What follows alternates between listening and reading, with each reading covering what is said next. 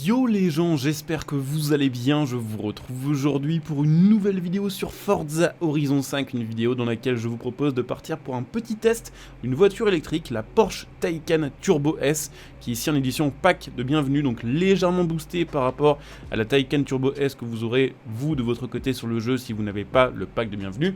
C'est cette voiture-là peut-être la seule voiture électrique qui est, je trouve, un minimum intéressante en vrai, où je me dis que potentiellement sur le jeu ça peut être assez sympa.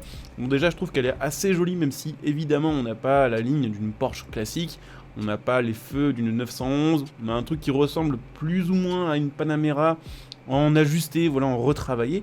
Et puis pour le côté électrique, ce qui m'intéresse un petit peu sur cette voiture là, c'est que déjà eh bien, Porsche a essayé de garder un peu le plaisir de conduite en mettant une boîte de vitesse. En fait c'est une des seules électriques où il y a la possibilité de passer des rapports. On a une boîte qui a deux vitesses, en gros vous avez la vitesse numéro 1 pour l'accélération et la vitesse numéro 2 pour la vitesse de pointe. Et à côté de ça, cette voiture propose en plus un son, alors c'est un son travaillé, c'est un son artificiel, qui est tout simplement basé sur le fait d'amplifier le son du moteur électrique. Et ça fait un son qui est assez stylé en vrai, ça fait un peu vaisseau spatial, ça fait un peu V8 qui tourne au ralenti vraiment à très peu de tours minutes. Et pour le coup, voilà, je trouve que c'est quand même assez intéressant parce que ça permet d'avoir des performances assez monstrueuses. La Taycan Turbo S fait quand même jusqu'à 760 chevaux en mode boost. Elle en fait 625 en normal, mais c'est déjà énorme. Elle est assez lourde, elle fait 2 tonnes 3, 0 à 100 en 2 secondes 8, et puis vitesse de pointe aux alentours des 260 km/h. Sachant que sur le jeu, évidemment, on peut l'améliorer, d'ailleurs c'est déjà le cas. Elle a des jantes qui sont customisées, elle a le kit Forza, et puis elle a tout ce qui est possible d'avoir comme amélioration. Du coup on a une voiture qui est quand même assez performante, un peu plus puissante que ce que je pensais aussi. D'ailleurs j'ai pas vu, on a 874 kW, donc on a plus de 1100 chevaux. Je vous dirai avec précision ce que ça fait un petit peu plus tard. Donc voilà, voiture électrique qui potentiellement peut être assez sympa sur le jeu. Je l'avais testé un petit peu sur Project Cars 3 celle-ci. Et sur Project Cars 3 ils avaient plutôt bien réussi le son. Je sais pas si ça va être le cas sur ce jeu, ça va être la surprise dans quelques instants. Donc ouais, on a à peu près 1200 chevaux. On va s'éloigner du festival parce qu'évidemment, même si cette voiture là fait un son, entre guillemets, le volume est assez faible. Donc si on veut entendre quoi que ce soit, il va falloir un peu se barrer de là et couper la musique, bien sûr. Mais c'est parti, oula, ok. Alors déjà, ça a l'air d'être un petit peu galère à conduire, on va voir. Bah après c'est la première 4 roues motrices que je teste vraiment sur le jeu. Et ça part plutôt pas mal. Alors je vais me taire et puis je vais vous laisser écouter un petit peu le son, voir si oui, déjà il y a un son ou pas.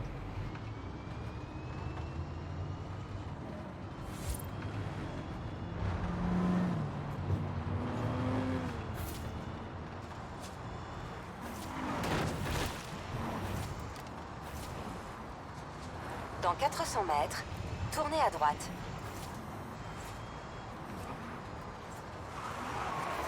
Tournez à droite.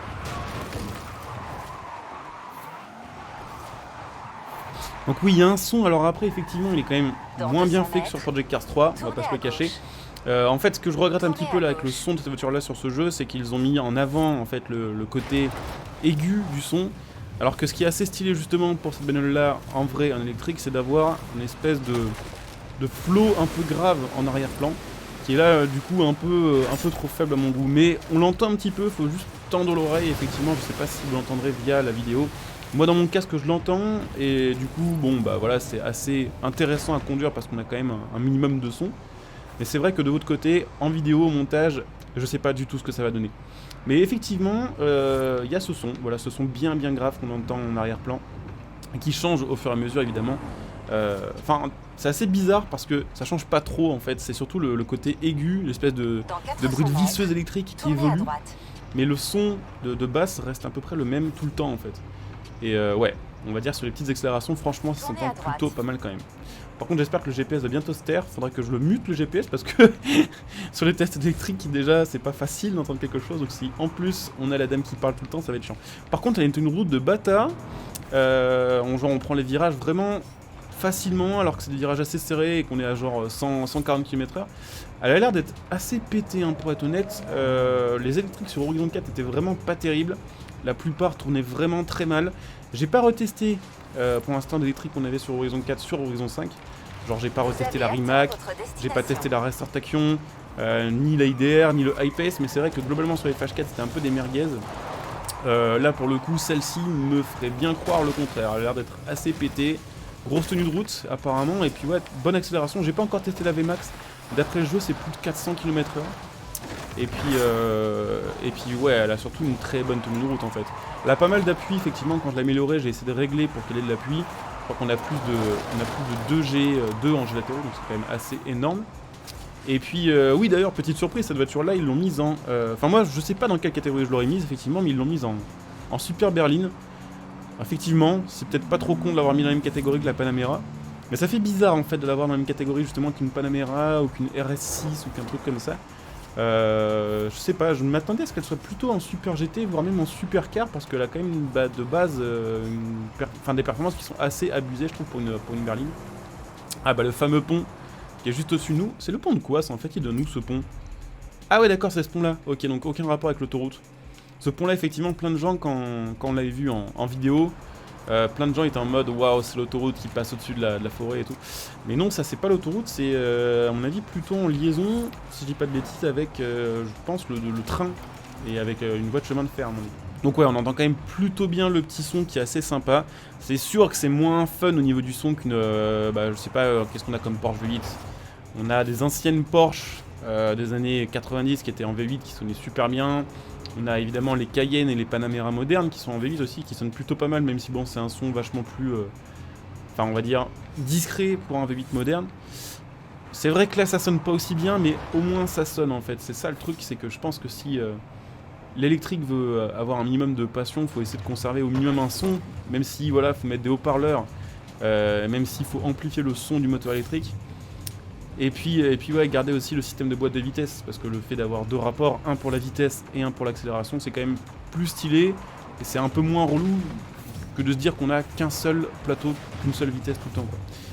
Donc ouais, Taycan Turbo S qui est, on va dire, assez sympa sur le jeu pour une électrique. Voilà, après, par rapport évidemment aux autres caisses que j'ai testées pour l'instant sur le jeu, je sais pas trop dans quelle ordre ça sortira, mais c'est franchement honnêtement le truc le moins fun que j'ai conduit pour l'instant sur le jeu. Bon après à côté de ça, on va dire que j'ai testé quand même beaucoup de propulsions qui faisaient plus de 1000 chevaux et qui étaient soit des américaines en V8 à compresseur, soit des japonaises en 6 cylindres turbo, donc forcément on va dire que niveau son et niveau plaisir on part déjà sur un truc qui était très énervé, donc à côté il y a plein de caisses qui paraissent fades. Mais oui, voilà, la Taycan Turbo S plutôt sympa sur le jeu. Plutôt jolie, c'est clair, plutôt assez performante. D'ailleurs, on va se faire, je pense, aussi un petit test sur la ligne droite. On n'est pas très loin, on est à côté de l'autoroute, je crois. On va essayer de rejoindre l'autoroute et se faire une petite pointe pour vous montrer un petit peu ce que ça donne niveau VMAX, quand même, et niveau accélération à haute vitesse et tenue de route. Mais ouais, assez joli, il y a un son. La tenue de route est assez pétée, l'accélération est assez pétée aussi, hein. Je sais pas si vous l'aurez vu, mais le 0 à 100 maintenant avec les améliorations on met moins d'une seconde. Sachez que oui, aussi, nouveauté sur ce Forza Horizon 5, les voitures électriques sont améliorables au niveau du moteur, directement en mode stage course en fait par exemple. Il n'y a pas besoin de changer le bloc de batterie, c'est ça que j'avais un petit peu peur en fait en améliorant cette voiture là. Je me suis dit putain mais si j'améliore le moteur, peut-être que ça va mettre le moteur d'une autre électrique, et donc on va complètement perdre le son. Mais non, pour le coup c'est juste vraiment une amélioration, une préparation du moteur électrique qu'on a déjà de base sur cette voiture là. Donc ça je trouve ça quand même très très cool. Donc voilà, on va atteindre 400 sans trop de soucis. Oh, on a le son qui bug un peu je crois. On a eu des petits trucs un peu chelous. Juste dommage que le son soit pas un petit poil plus fort, parce que là en fait j'entends presque plus le son à cause des points de prouesse et à cause des autres voitures qu'on croise. Mais on fait quand même une petite pointe à 430 km/h et elle garde quand même pas mal d'appui, hein. Elle a quand même une sacrée tenue de route, et puis en plus 4 roues motrices et tout ce qui va avec, donc forcément assez pété à ce niveau-là. Et on fait une pointe à 436 km/h. Dans les menus de réglage, c'était marqué 438 il me semble, donc un petit poil en dessous de ce qui était estimé par le jeu. Mais ça reste vraiment, vraiment pas mal. Donc ouais, verdict, pour une électrique c'est cool. Après, très honnêtement, c'est pas le genre de voiture que je vais conduire plus que ça sur le jeu, parce que c'est pas ce que je trouve le plus fun. Mais voilà, très performante, sinon vous l'aurez vu. Je pense que niveau super berline, elle risque de mettre quand même pas mal de claques à pas mal de caisses en thermique, c'est clair. Mais bon, voilà. Je pense qu'on va arriver à la fin de cette vidéo. N'hésitez pas du coup à me dire ce que vous en avez pensé. N'hésitez pas évidemment à laisser un petit commentaire, à liker, à vous abonner, à partager bien sûr. N'hésitez pas à venir me follow sur Twitch pour ceux qui sont intéressés. Vous trouvez ma chaîne Twitch en description, il y a un tout commentaire, donc n'hésitez pas à venir jeter un petit coup d'œil, à follow pour être notifié des lives. Si vous avez Amazon Prime, n'hésitez pas à utiliser votre Twitch Prime sur ma chaîne Twitch, ça vous permettra de me soutenir gratuitement. Donc vous en profitez de plein de contreparties, de plein de petits bonus sur ma chaîne. Vous pouvez me retrouver sur Facebook, sur Twitter, vous pouvez bien sûr aussi utiliser mes liens de soutien gratuits sous cette vidéo pour faire vos achats.